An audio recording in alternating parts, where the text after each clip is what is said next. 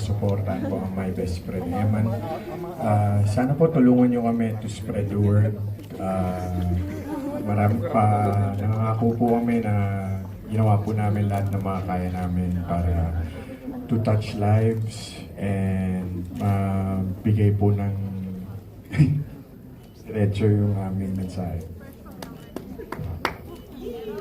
Yun na ba yun? Katama, yun na ba yun? Yan. Okay. Pero good evening po sa inyong lahat.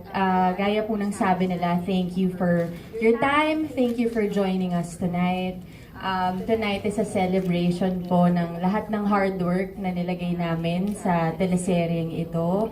And ako po, I'll speak for myself. I am very proud of this show. Gaya ng lagi kong sinasabi, this is actually an answered prayer dahil bata pa lang ako, gumagawa na ako ng family dramas.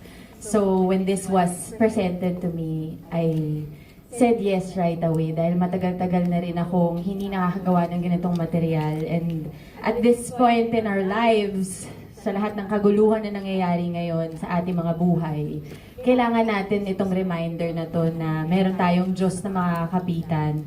And there is also a God in all of us na kahit na ang saklap ng mga nangyayari, but there's always something good. And meron pa rin mga mabubuting taong pinadadala ang Diyos sa atin. May mga eman sa lahat sa atin. But also, bago po tayo magsimula, gusto ko rin magpasalamat sa ating promo team sa TV5 for helping us mount this. Ang aming crew and ang aming staff, saan kayo guys? Dahil hindi po namin magagawa itong show na to ng mabuti kung hindi dahil sa kanilang mga hard work. Kaya po, sana po mag-enjoy po kayo. Magandang gabi po.